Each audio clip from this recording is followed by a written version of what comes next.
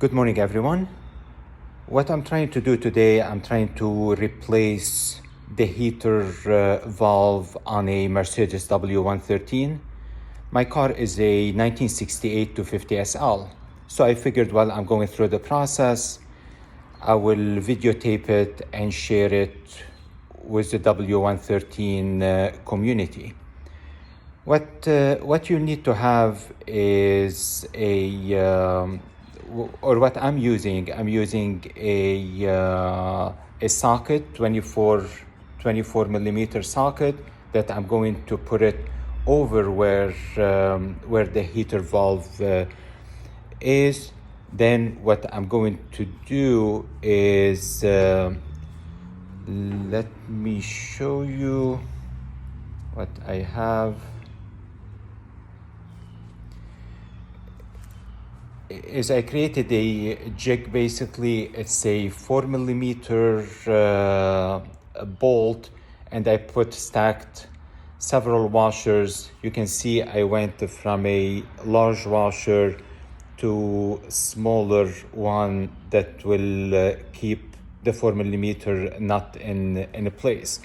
And what's going to happen is so you'll have the 24 millimeter socket will go on top of the heater valve. You'll attach the 4 millimeter bolt to it, and here you have the nut on top. You start turning it till you pull it out. So it's like a very crude, simple system. Like I said, there is not much to it. Some washers, 4 millimeter bolt, and this bolt is 60 millimeter long, and it's working out for me. So what I'm going to do, I'm going to pause the video, put the system in place and start tightening it. Then I'll go back and keep on videotaping. Thank you. And let me show you what I'm trying to do, what I explained before. So this is the 22 millimeter socket, and you can see the heater valve. I basically took the limiter out, and I took also the piece that will allow you to turn it. And like you see, I'm tying everything with the strings because the area is so tight, and I didn't want to drop anything in the hole there and not being able to easily retrieve it, because it will be a pain. Every time you drop something, you'll waste an hour using magnets and stuff to try to retrieve it.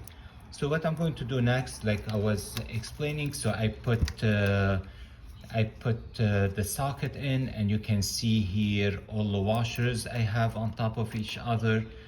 And let me see, I'm videotaping and trying to work in one hand. I don't have anybody with me today to help me, so I'm doing it on my day off, and no one is at home to help me.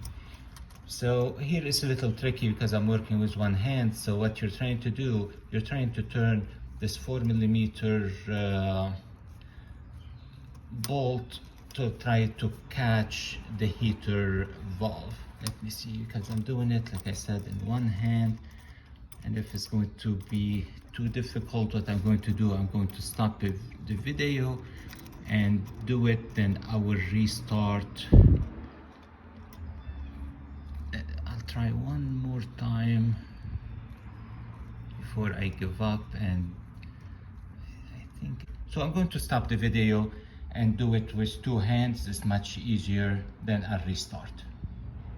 Here I'm back. You can see that the bolt is in.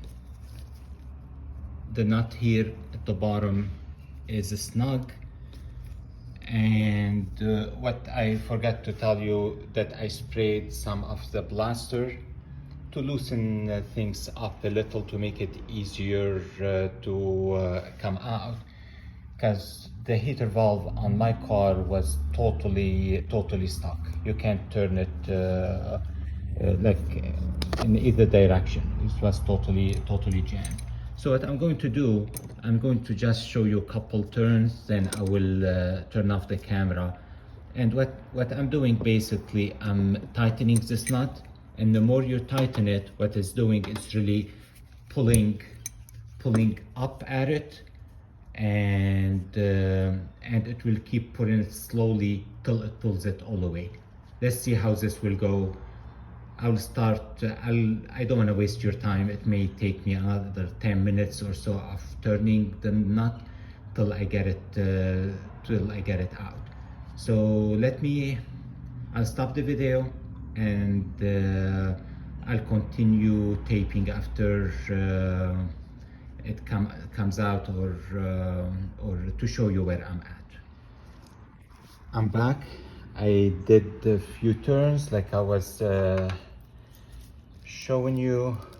I didn't tape when I was taking it out, so I released this, and let me show you. You can see how the valve is mostly out, but what happened is it kind of bottomed inside the socket, the 24 millimeter socket. Probably if you have a longer socket, this will work better. So I'm going to see if I can just pull on it and get it out, because most of it is out. Like you can see, there's not much left in it. So let me see. I will try to get it out, and I'll keep on videotaping once I pull it out, or I'll have to find another socket. This is a little taller, that it doesn't bottom on me. Okay, I'll be back in a few minutes. So I'm back. So like I was saying before, what happened, my other socket bottomed. So now I got the taller socket, and I'm going to drop it in. And what I was thinking, because I've got it almost all the way up, so what I'm going to do, I'm going to basically put it and push on this one, because it's almost out. You can see, yeah, it's coming out. Yeah, it's coming out. You can see that when I'm pulling on it, it's coming out very easy. Probably I got it. Let me make sure I don't drop anything in. Like I was saying before, I have everything tied to something. Here it is. So now I have it out. So the next step, and you can see where the hole, let me see if I can zoom in to show you. So now I have it out. It's a matter of putting the new one in. I bought a new one, but probably what I'm going to do, I'm going to clean it, put the O-ring on, and before you put it on, make sure you mark it to make sure everything aligns perfectly with this one, right? You don't want, once it shifts on you inside where it goes, it's going to be very difficult for you to figure out which direction, what's what. And you can see here, I have an electric, like a stiff electric wire. What I'm planning to do, I'm going to basically, let me put this down. I'm going to put it through here and put it through the heater valve to make sure I don't drop it, because this will be a nightmare if I drop the heater valve inside the heater core. So what I'm going to do, I'm going to go start cleaning up the valve, and I already bought a new O-ring, so I will put the O-ring on and we'll go from there. So I'll be back in 10-15 minutes.